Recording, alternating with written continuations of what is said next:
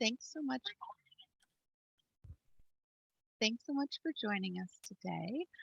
Megan, if you wouldn't mind keeping an eye on the waiting room to see if anyone else is joining, we'll let them in as the meeting goes on. We're so glad that several of our grantees are here today for the first in our series of encore presentations. As you may or may not have known, the IDEAS program presented at 5 national conferences this year with our grantees. Highlighting the great work that all of you have been doing. And since not everybody was able to attend these conferences virtually or in person, we thought we would go ahead and give our grantees a private presentation of each of the sessions that we've done. There was one session that we retooled and did at 2 conferences. We did a session on Latinx students at both AIEA virtually and Forum in person. But our other 3 sessions were done at just one conference. Today, we are doing an encore presentation of the session that we presented at AIEA on resources from the State Department, building back study abroad through strategic partnerships. Next week, we have a session that we presented at CCID on risk management. After that, we've got our session on Latinx students from CIEE and Forum. And then our final encore presentation, which is yet to be scheduled, will be at the end of June. And it is the session that we just presented at NAFSA last week on social justice and study abroad. So these are going to be very informal. We are going to do sort of a pared down version of the presentation that was at the conference. You don't need all the background information on the IDEAS program because you've already got it. And the goal is that this will give you a chance to network, connect with the other grantees, share best practices, ask questions.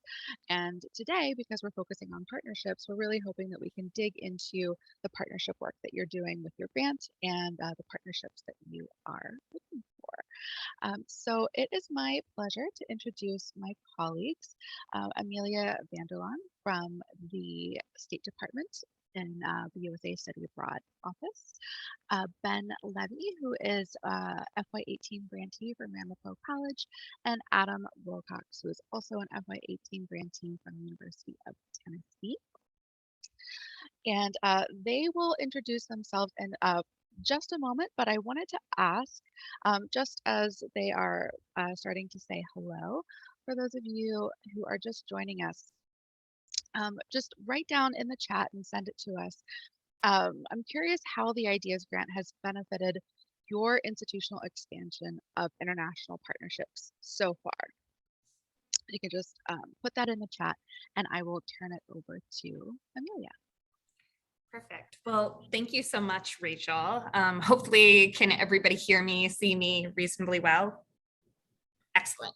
So my name is Amelia, and I am a Foreign Service Officer, and I lead outreach and communications in the USA Study Abroad branch of the Bureau of Education and Cultural Affairs at the Department of State. And one of the big things I work on is sort of the inverse of the IDEAS program, which is our study abroad engagement grant. So that's a lot of the funding that we give to our embassies and consulates overseas to build capacity. And so when we think about the IDEAS program, as well as any of the scholarship initiatives that we do or overseas work, we basically across the board are aiming to increase and diversify the populations of US students we send overseas. And we view that as something we have to do on all fronts, whether it's institutional capacity through grants such as IDEAS, in the student access section through scholarships, grants, and resources for individuals, but also from an embedded institutional perspective overseas. How do we give overseas universities more resources to be able to host our students or work on faculty collaborations? And so a lot of what we try to do is help support developing strategic partnerships. And it's kind of been the cornerstone of how we look at international education, especially in this rebuilding framework that we're in right now, because we're all sort of getting back into the swing of things with sending actual students on programs. So in general, US Department of State, we're really committed to making this work and building both that US and foreign higher educational institutional capacity. And so today we're going to get to really dive into how certain grants have really functioned in terms of how you build out those higher ed partnerships, but also I can be a real resource for you in terms of how we access our embassies and some of the resources we get overseas. So before we dive in, I would like to turn it over to my fantastic panelists who have been doing great work with our ideas grantees. So Ben, Adam, would you take a quick moment to introduce yourselves? And maybe Ben, we can start with you and then bump over to Adam. Certainly, and thank you very much, Amelia, and happy to see everybody here. My name is Ben Levy. I'm the Director of International Education, Senior International Officer at Ramapo College of New Jersey.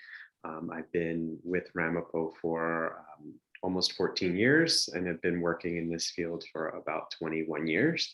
And as was mentioned, I was a grant recipient in the FY18 year, which has been extended multiple times because of the global pandemic. And we're going to talk more about that in a bit. Awesome, thanks. Adam, over to you. Sure. Hey guys, I'm Adam Wilcox. I'm a research associate professor in the Department of Forestry, Wildlife, and Fisheries at the University of Tennessee. And then I also coordinate education abroad programs for our college. And we have a centralized Center for Global Engagement for the whole university. But for my college, I coordinate a minor in international agriculture and natural resources, and then also promote study abroad. We actually hired a new study abroad coordinator, so I'll be able to take a lot of that off my plate, which will give me more time for programming and these sorts of things, which is I really like to do.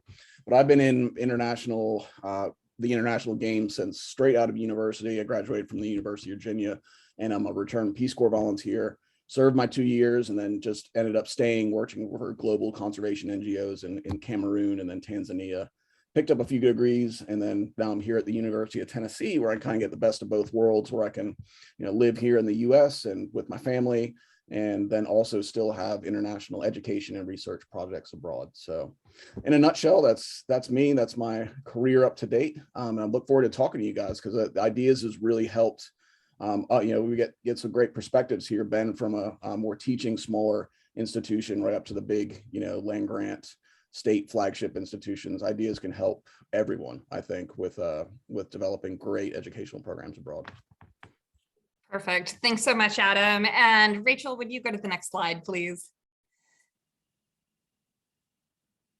So, before we kind of dive into everything, I wanted to make sure to sort of get us firmly grounded in a little bit in terms of how the Bureau of Education and Cultural Affairs at the State Department works, just because there's a lot of different resources out there. So in general, when we're thinking about the State Department and our kind of support for international education, in a given year, we're usually sending about 55,000 people on various exchanges, and about 15,000 of them are American participants. And so pretty much for any of your institutions, there are student or faculty programs for just about everyone that can help enable you to develop better partnerships, do short-term faculty-led research trips, exchanges, et cetera. Two of the big programs sort of within our office that very much dovetail with everything we do with ideas are the Benjamin A. Gilman International Scholarship Program, which basically provides scholarships for Pell Grant recipients to study abroad. And we also have the Gilman McCain Scholarship, which is for students whose parents are active duty military, also under the Gilman umbrella. And then lastly, we have the Critical Language Scholarship Program, which provides fully funded language immersion programs in 15 languages for US undergrads and graduate students. And both of those scholarships sort of are our direct student side on things. But one of the wonderful things with Gilman is you can have Gilman students be using their funding to help go on these faculty-led programs that you guys develop. And so for a lot of times, what we'll see on the institutional side is we want to build up our programs, but also how do we fund them? How do we make sure students can actually go on them? And so in a lot of ways, ways, looking at how these resources can go hand in hand is really, really useful. Right now, the Gilman-McCain application is currently open, and the general Gilman program will open up later in August. The next big deadline is coming up in October. So as you're thinking about sort of pitching study abroad and turning the lights back on, really that campus engagement on Gilman can be really, really useful on that. In general today, we'll sort of go through a lot of the ideas program resources, but we'll also talk about the institutional side through study abroad engagement grants and some of the overseas capacity building activities we're doing. Rachel, would you go to the next slide? And actually the next slide after that. And so in general, I know that you're all very well familiar with the ideas program and some of the things we've been able to do with it. But one of our large goals is to really make this a permanent offering within ECA's offerings in general. So we've been able to not only double the number of grants up to 40 this year. But one of the big ways we're able to do that is by highlighting the successes of what you guys are able to do on your campuses. Nothing is stronger than when we're able to say, oh, this is what Adam is able to literally do with his program. And so please be in touch with your successes because we've seen so much tremendous work from our ideas grantees. And we're really telling that story not only to our domestic stakeholders, but all of our embassies overseas to really make this a permanent, long-standing institutional resource that we can have going forward. And so we have been really thrilled. We're going to be able to double the awards in general, but we are looking to sort of stabilize that funding line long range. So we do look for your help in terms of sort of reporting back. We do read all of your reports and we do sort of share them up the chain. Next slide. And in general, one of the big things we're hoping to sort of see a bit more of is the sort of cross-cultural, the cross-domestic programming. So if we look at since 2016, we've done capacity grants to 116 institutions in 40 states, DC, and Puerto Rico. And out of those, we've seen about 50 international partnerships in various forms come out. Some of those have been for in-person study abroad, others for internship programs, and we've done a few that are more virtual engagements. And we've really seen a lot of kind of institutional connections and international programming resources across networks of colleges. And so one of the things we hope to do in this Encore series is to have more cross collaboration amongst ideas grantees. So if there are things that you are doing on your campus where you're looking for help, university partnership, partners to kind of work with, this can really be a great resource for you. And we see a lot of shared grantee resources that have been developed that really were a direct relationship out of these cross-campus cultural sort of partnerships and meetings.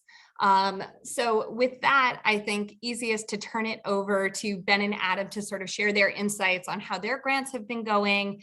And then we can sort of dive into a more open-ended conversation on how we can take things to the next level. So Ben, I believe you're first, and then we can move on to Adam in terms of our actual grants.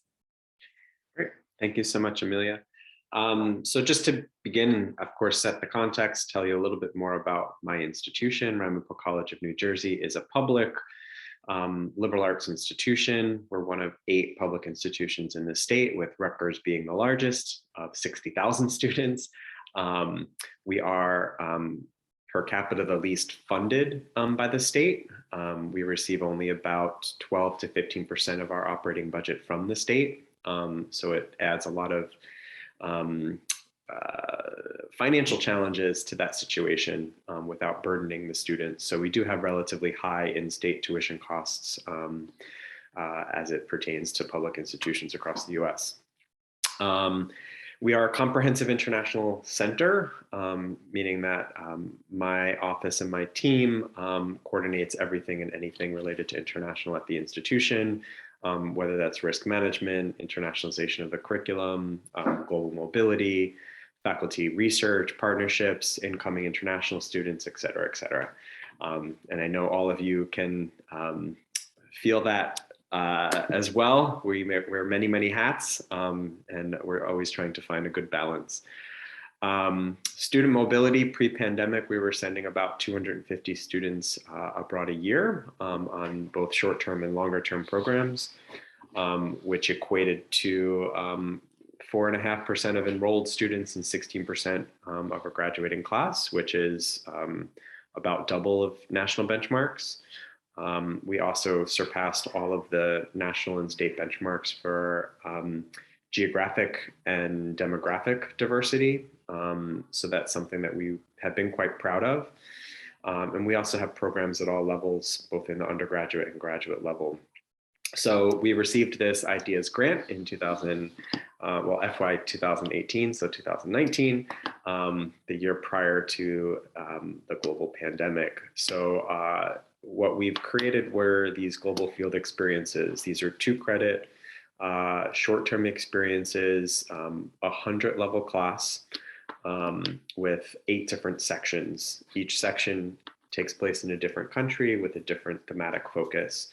But the curriculum is all overlaps a bit in terms of the assessment of what the students achieve. So why did we apply for this grant?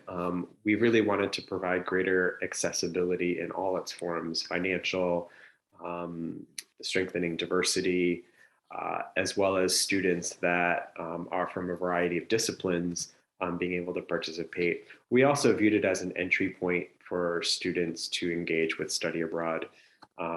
Even though we are fairly close to New York City, we still have a fairly a student population that has not experienced much of the world.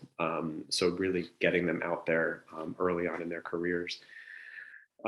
So diversity of programs and academic interventions. So again, trying to provide opportunities for students of all disciplines to start engaging with different subject areas in different regions of the world.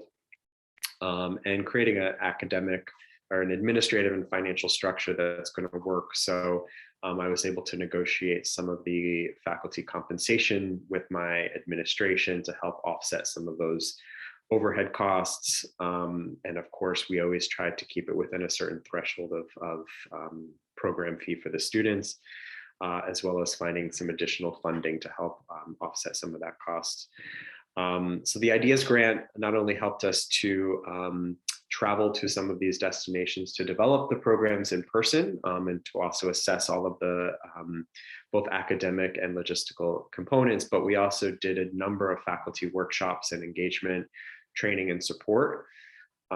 So a whole series of different thematic areas for faculty. We also went out and did additional outreach and recruitment with various diverse offices that focus on diversity on campus, as well as student organizations. And what the focus of this presentation is really expanding and strengthening those partnerships. And I'll talk about that in a moment. So next slide. So we split this up into different scales: the institutional, the domestic, the international, and DOS, Department of State Partnerships. So the first one that I'll mention is our Equal Opportunity Fund on campus, which is an office partially funded by the state, looking at students that come from low-income backgrounds, providing them with some funding to get through the 4-year degree, as well as a bridge program to help bring them up to some of the academic minimums that students would be expected to reach. So we've done a series of workshops with their students early on in the summer before they start their first year.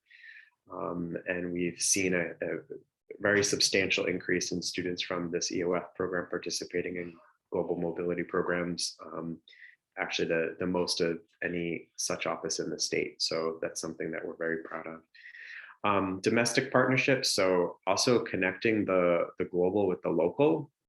So again, being in the Metro New York City area, we have access to great diversity. So one of our global field experiences is based in India.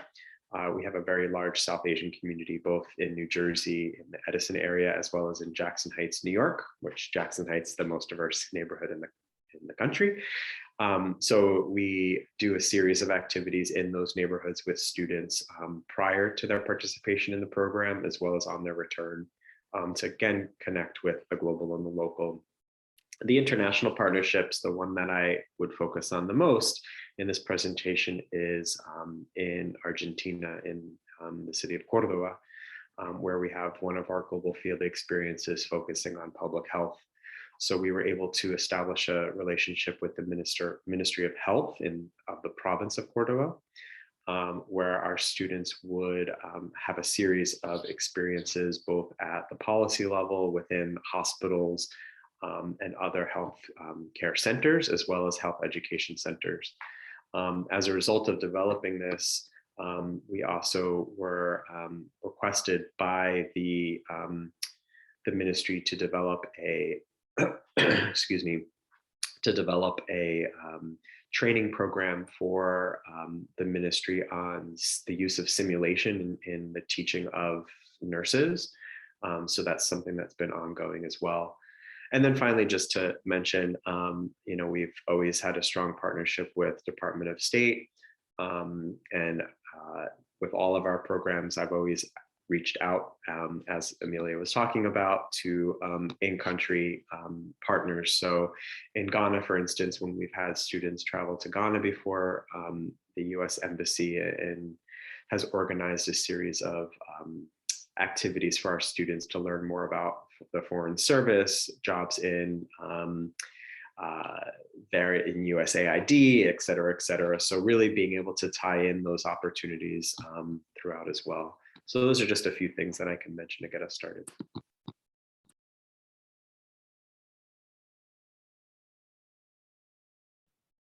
All right, it's over to me now.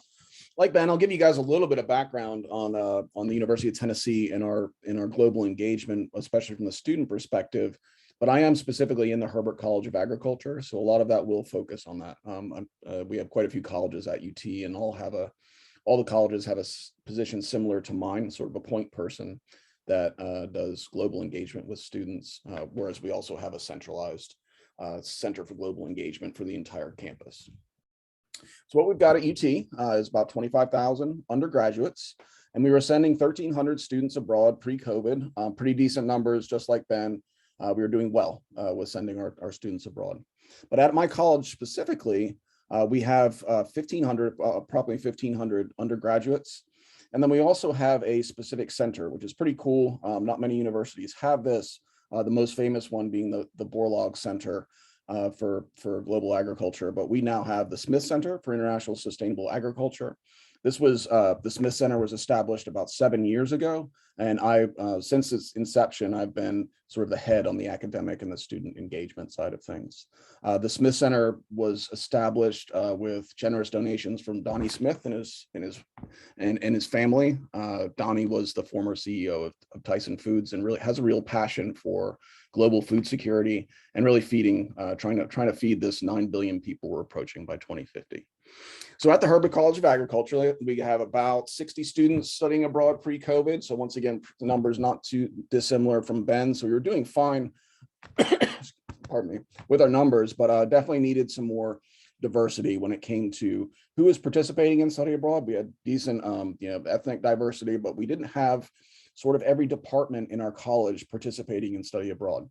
In particular, one of them lagged quite behind was our Department of Agricultural and Resource Economics. So this was really directed at agriculture and resource economics, our grant, and it allowed us to diversify that way and then also diversify into areas of Spanish-speaking Latin America, as our college only had one experience to Latin America in the past. It was to Guatemala over spring break.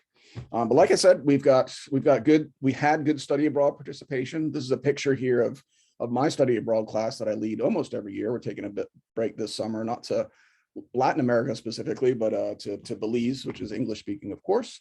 And we do about, on a good year that's not COVID, about 7 faculty directed programs in our college. So we received our grant in 2019 and had to have multiple extensions with that, of course. And the title of our grant was to feed the 9.7 billion, preparing the US students to meet the greatest global challenges in Argentina, which are around agriculture and natural resources. So why Argentina? If you look at that picture here, there's the Fulbright folks. Norma's in there. If you look at this picture, I am the only person that was born in the US. So there's 2 faculty in there, one from Spain, one from Argentina, a staff member from UT from Argentina. And I gotten to be friendly with these guys just as colleagues over time. Augustin Rius on the far right there, he actually came to UT at the same time as me. So he and I got this grant together. And then Sarah Mulville, who's to my would be to my right, so the second person from the left. She's in the Smith Center as well as our Latin America coordinator and is also from Argentina. So why ideas? I talked about this briefly on the slide before, is that we wanted to expand into Spanish-speaking Latin America and just had this wonderful opportunity with Argentine faculty and staff. And these Argentine faculty and staff, they also wanted to, bring more exposure to UT students about Argentina and the challenges of Latin America. And then also hopefully through research and extension connections, get some things established where UT extension agents and UT research professors can go and meet and do collaborative projects with Argentine colleagues doing similar things down there. So if you push the next slide, please.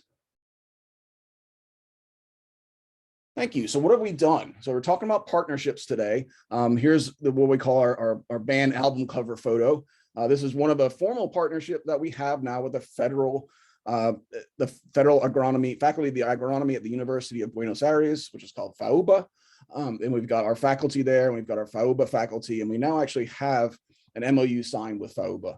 So we will start hopefully sending some students to FAUBA for some of their summer classes. But we also see this as an extension of our faculty directed program, as we can maybe do our faculty directed program, then leave some students there in Buenos Aires or Argentina so they can actually take a class at FAUBA at the Federal University of Buenos Aires. But go back to the institutional partnership. So within UT, we did not realize this till we got our grant and started putting some things together, but there is an Argentine faculty member who is actually in the School of Music. A connection with him to do some promotion of Argentina, then also think about some cultural aspects to add to our development of our agricultural program.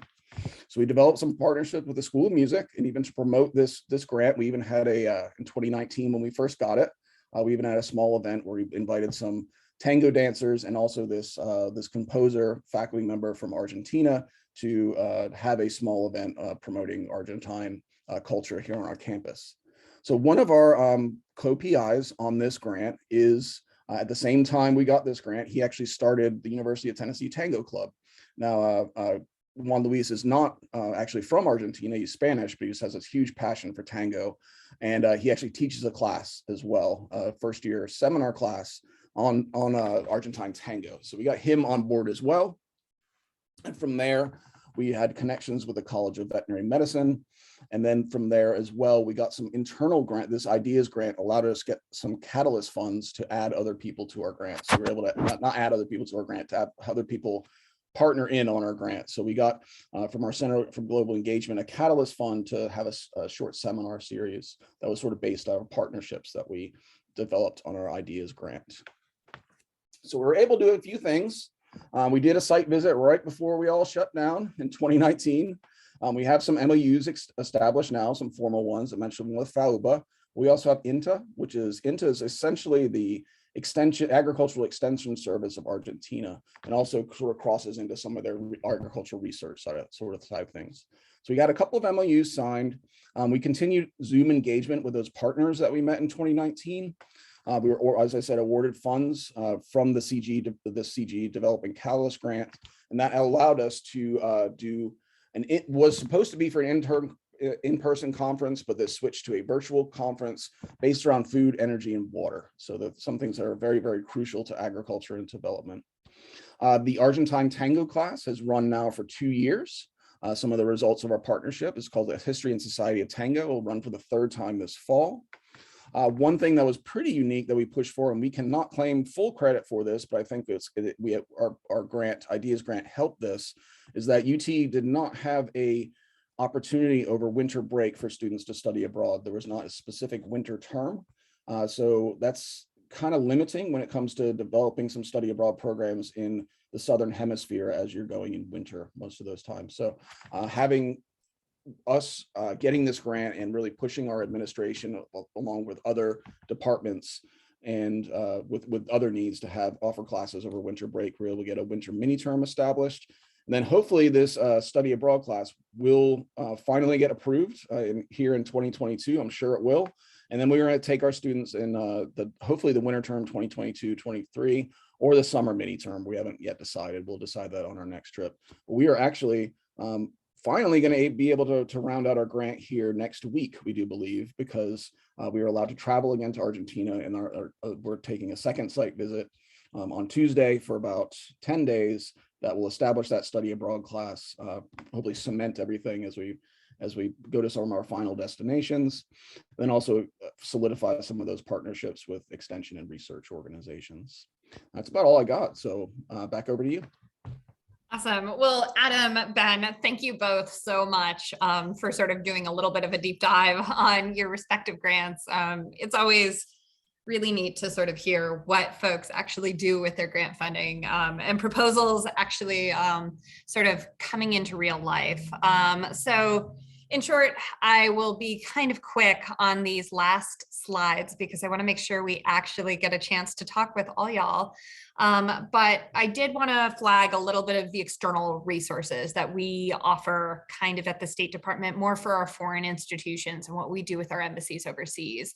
And so when we think and talk about supporting higher education institutions and developing global partnerships, of course, we have our foreign university and college partners. And so the main way we as the Department of State sort of help support this in our office in USA Study Abroad is through study abroad engagement grants.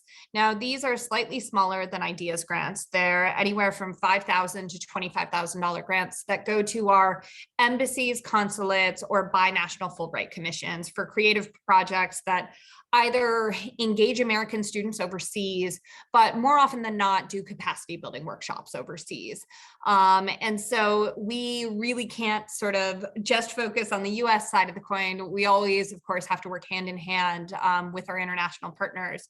But one of the big things that we do through these workshops is generally a lot of these engagements are generally 1-week programs in country, is we're always looking for US experts to sort of send to our embassies overseas to either help set up new internationalization offices within foreign universities or to run just capacity building workshops. So every year we generally will do open calls for American experts. We work with a lot of higher education association partners, whether it's AIEA, Diversify Abroad, we blitz things out on SecUSL, basically doing calls when we are looking for an expert to sort of talk on a topic. For AIEA's grantees in particular, you guys really could be a great resource on this. So if you are interested in being an expert speaker in terms of how we expand study abroad and things like that, keep an eye out for calls. When we do them, we will make sure through the AIEA's network that Rachel sort of flags them for everyone. But just as sort of the AIEA's program does a whole host of training webinars that are open to the domestic field, we also do similar webinar series overseas that are focused more on our foreign partners. And so Rachel, would you go to the next slide actually? So one of the big things, next slide after that actually. So one of the big things we'll actually be doing in the next year is we're going to do sort of a full webinar series that specifically is geared at foreign partners. And so we'll be looking for a host of speakers to sort of speak on any of these topics. So keep your eye out for the call there because so much of what we find is useful is really having folks who are interested in engaging and having those open-ended conversations. And our AIEA's grantees are fabulous for that.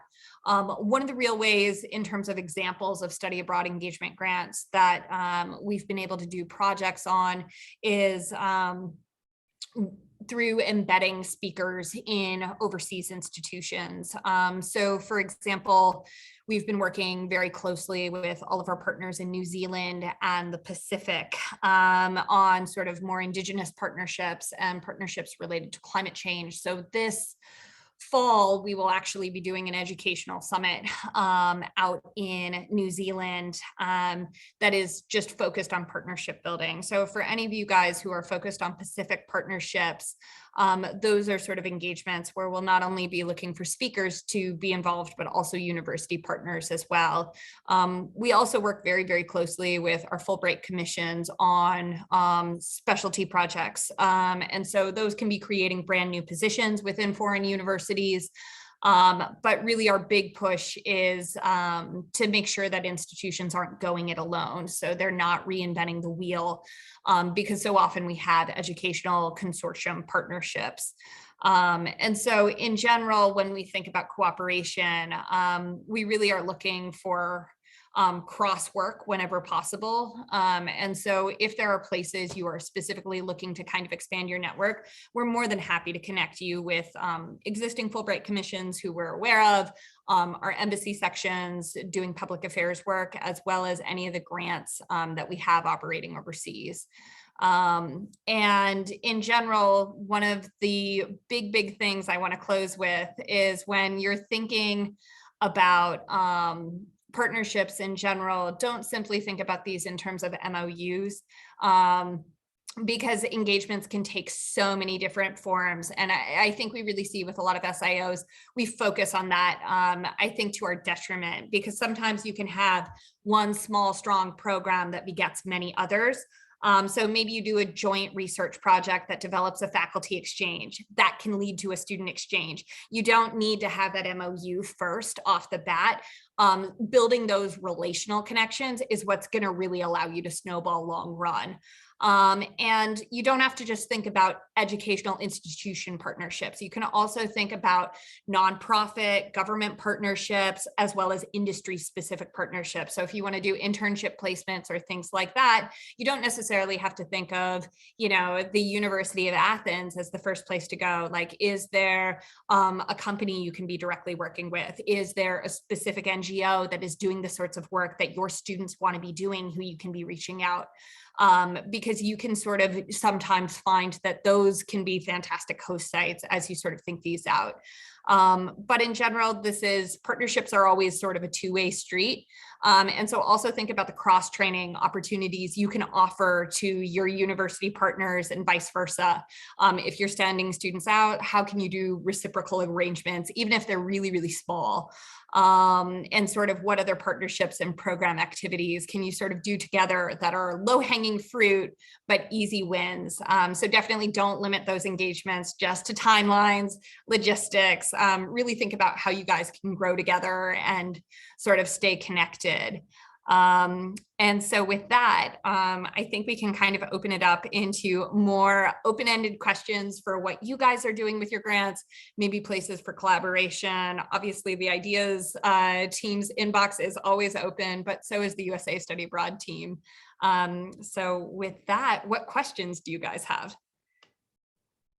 Oh, hang on. Thanks, Amelia. And I just put a question in the chat to get us going, as well as I'd love for everyone to complete this sentence. You can either type your answer in or feel free to unmute yourself. This is a Zoom meeting, so we can all chat. Feel free to turn your camera on as well. So right now, I'm looking for partners who, like, this could be who specialize in a certain discipline, or who offer a certain type of program, or who are in a particular place in the world, or offering funding, or who are on your campus. There's so many things. And I know everyone's a little bit different, so we're curious what sort of partners you're looking for right now. Hi, Deborah, good to see you. Hi, Toby. Taiwan, yes, you are all about Taiwan. I guess as a community college, we're just really starting to get open study abroad back up. And I think one avenue for us will be, we've done a lot of work on COIL the last 2 years. And I think through that, we will have some opportunities that we didn't have before. So I don't know that I have particular location that I'm looking for partners for, but I think COIL is going to provide that opportunity for us.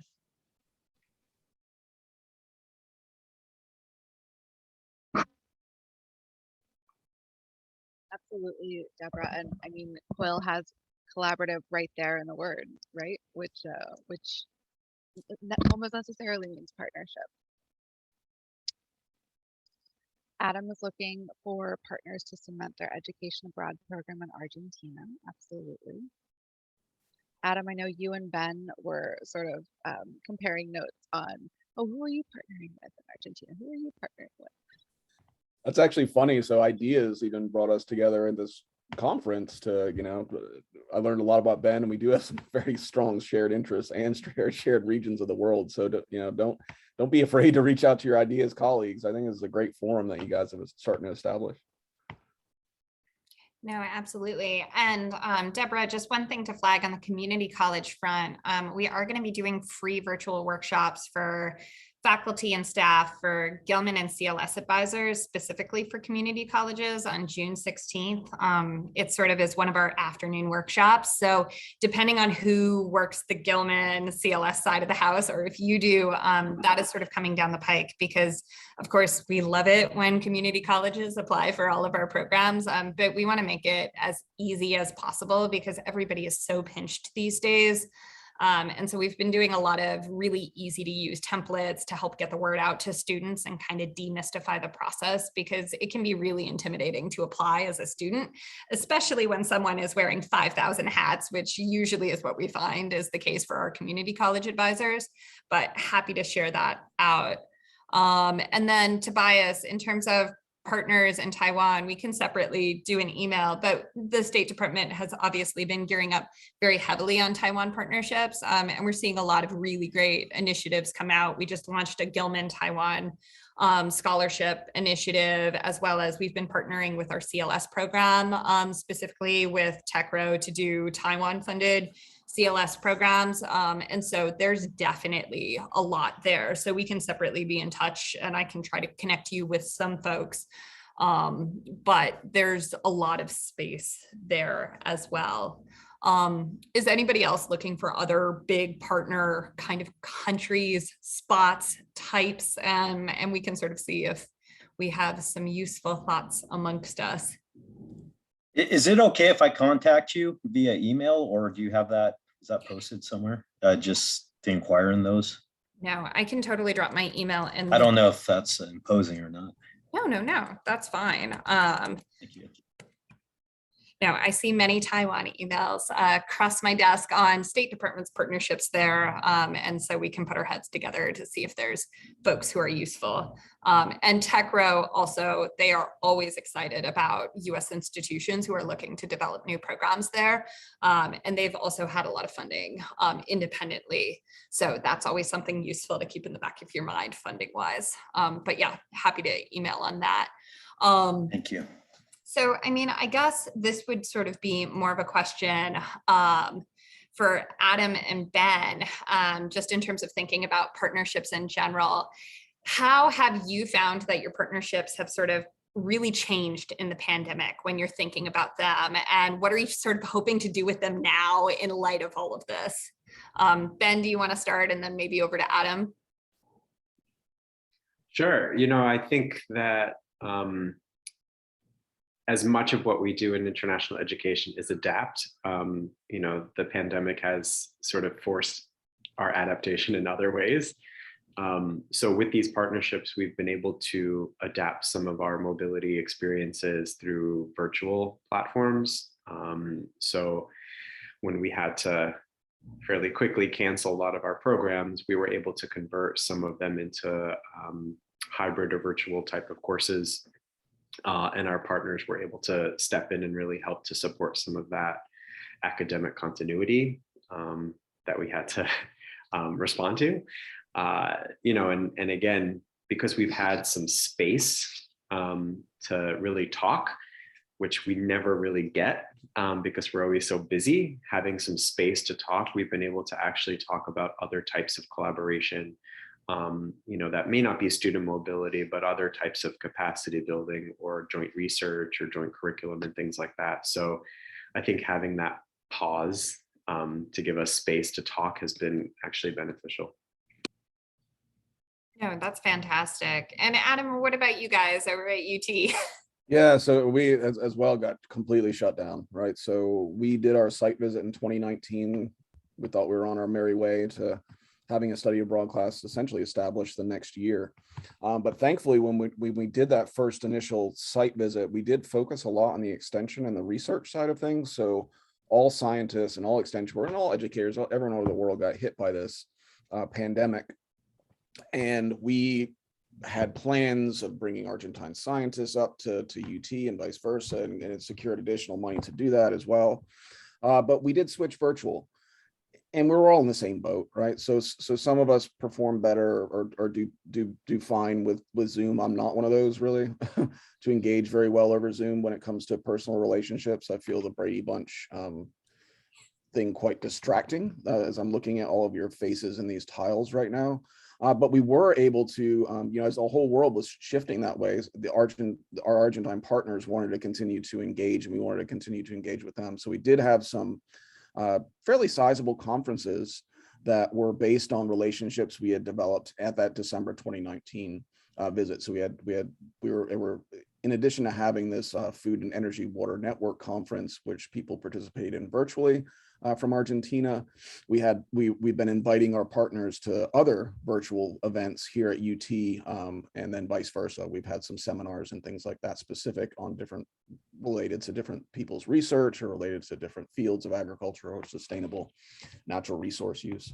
So it helped us figure out how to maybe engage a bit better remotely. I know that it kind of, we're used to doing our study abroad program. So yeah, maybe you'll send an email or two back and forth, and then, you show up and you do your study abroad program, and you come back home and maybe not have continued engagement over the year virtually. So it's kind of, pandemic has forced us to do that and opened our eyes to technology like Zoom. For better or worse, it does work very well, and it's a very stable platform. So it's allowed us to hopefully all figure out how to make more meaningful connections with people that are far away from us rather than having to be there in person. But I tell you, I'm a face-to-face person, and I really miss that individual contact, but now I appreciate how much we can do when it comes to being in a virtual platform. And Adam, with that, especially as somebody who misses the in-person so much, have you found things that have worked a lot better for your guys' offices in the virtual space for that partnership maintenance? Because I feel like it's always helpful. Like, are you doing 6-week check-ins? Like, what does that actually look like that doesn't kill the staff? Because I think we all have too many emails and too many meetings, but that has actually functionally sort of helped, given that we're not all on planes as often as we'd like to be. No, I think working towards a goal, like just having regular check-ins just for check-ins, can work for some, especially if you have a big grant research project. You want to make sure that thing's still rolling while you're abroad. But just for partnerships, I think having a specific objective or goal to work towards, whether that's working towards getting this conference off the ground. Okay, we're all on the same page. We're working towards this conference. We have a goal, so that everything leading up that is sort of task oriented, leading up to something something that happens, like a product. And the same thing will happen with education abroad, right? A study abroad class. After this next site visit, we'll continue to engage with these guys virtually until something happens. So I think having some sort of like goal in mind, where it's not just an MOU saying that's just paper, saying that, hey, okay, we all know we share research interests. We got a cattle scientist at University of Tennessee, not all that different than a cattle scientist at FAOBA at Buenos Aires. So just to have an MOU is, they're only worth the effort that's put in past after you get that thing signed. Or you don't even need to sign one, like you said, Amelia. That's a really great point, because I think we've got tons of MOUs at my university that never get used for anything. They aren't worth the paper they're written on.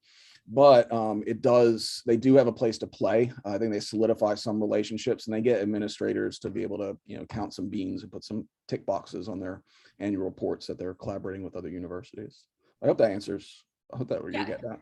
Okay. No, it absolutely does. And I mean, from the wider group, have other folks found stuff that's just really working well? Tobias, I started to see your comment. Would you be willing to come off mic and maybe talk about it a little bit more? I don't want to put you too much on the spot. Yeah, because I always had the intention of COIL more for methodology, being familiar with that. And I've really, for me, it's revealed a lot of opportunities, as I put in that chat, to augment our traditional programming, which I'm very much in preference to, as many in this group seemingly are as well. But like I said, at the same deal, I've been using COIL, and granted that could just be a Zoom meeting with a colleague there in, abroad or whatnot, but to coordinate and actually sustain these meetings, and even introductions to students, or allow students to kind of get in there as well, because ultimately that's what it's about. And students that will ultimately see in person, that is, and whatnot. So yeah, good icebreakers, etc. No, that totally makes sense. And that dives in with, a lot of what we've been seeing from our various partner schools. And I mean, I guess in general, this is sort of a more wide open question, not only to our panelists, but to the group. I mean, one of the big things we're seeing right now is institutions really struggling financially in a lot of places. And have you guys sort of seen areas where partnerships can mitigate kind of the real or perceived revenue loss for a study abroad and sort of the more financial piece? Because I think that's something we see a lot of institutions struggle with, and it's a tough nut to crack. So does anyone have any thoughts on that?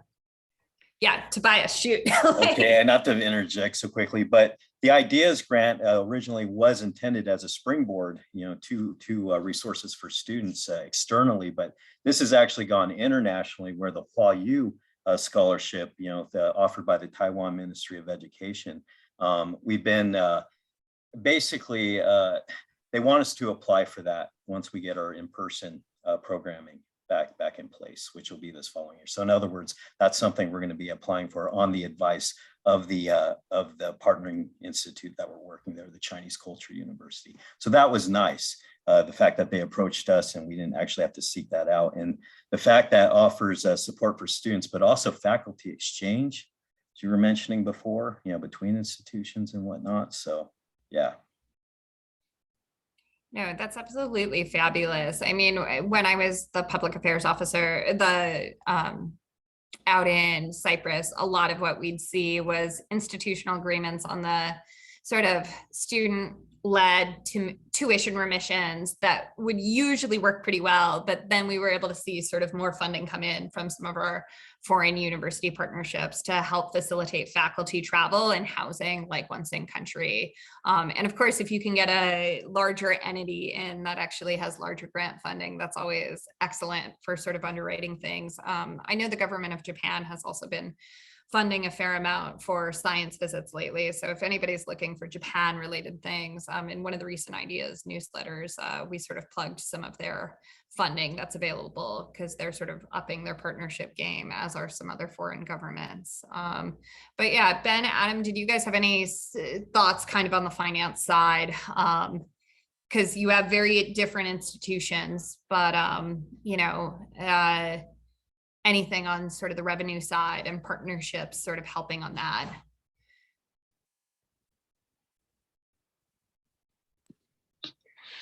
Well, let me see. Yeah, my budget's been cut completely. Travel's been completely removed from anything that I'm able to do. So although you're specifically talking about sort of global partnerships, I think the partnership with IDEAS and other grant organizations have actually allowed us to continue to develop programs. And we've also been able to receive funding from Department of Ed through UI SFL grants that provides some student scholarships. So because they also slashed my study abroad scholarship budget. So, finding these types of partnerships to bring in some resources has allowed us to actually continue or maintain some of the work that we've been trying to do. So yeah, it's a constant negotiation, let's say. No, that totally makes sense. And one thing to sort of flag for all of our IDEAS grantees, we've been very successful in terms of our conference applications, but not all of those applications came out of us as the IDEAS team or the Department of State. We have had grantees independently apply. All of the NAFSA conference regionals, actually the deadline is coming up on the 16th.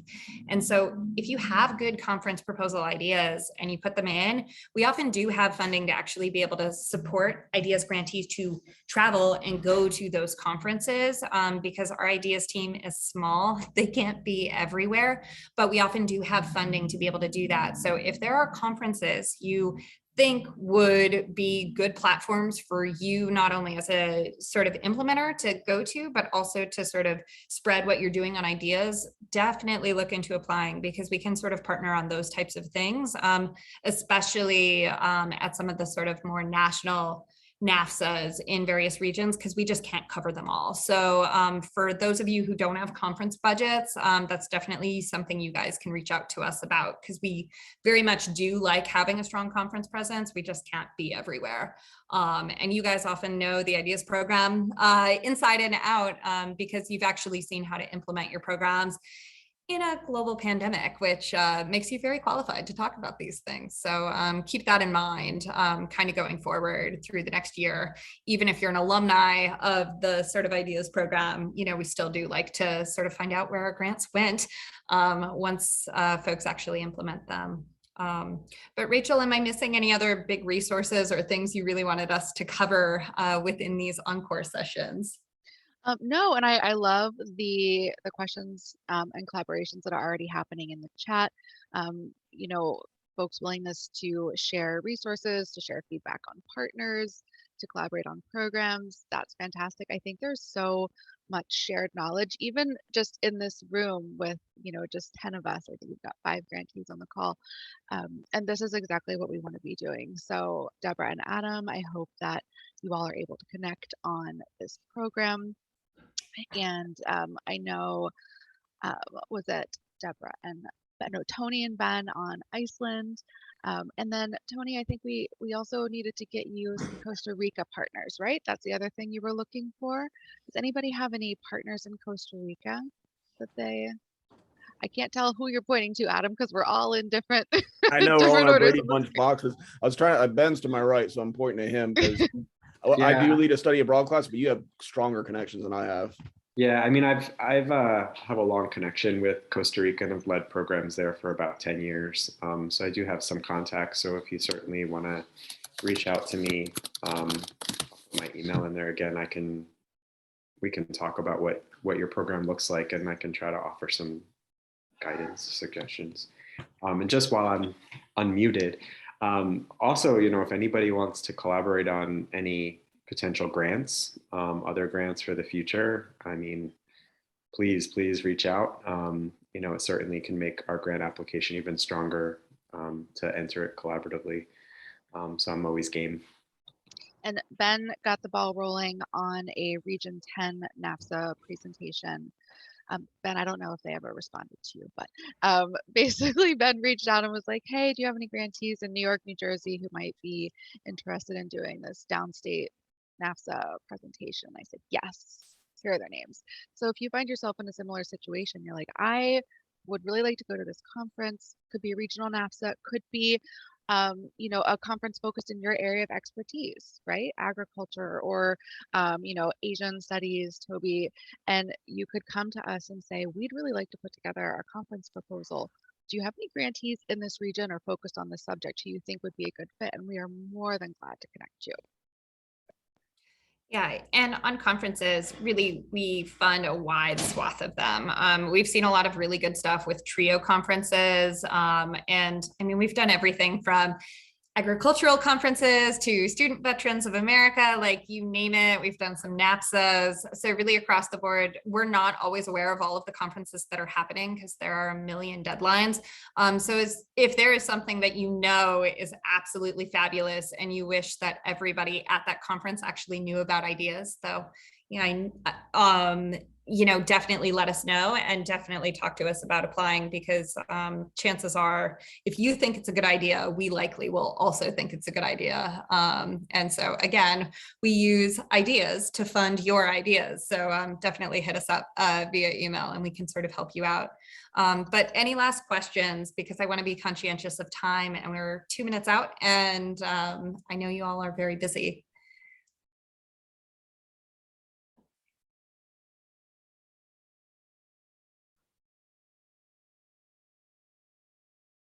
Great.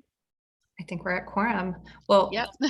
Thanks so much, everybody. Thank And you. definitely be in touch and feel free to blow up my inbox. Thank you. Thanks, Amelia and Rachel, for arranging.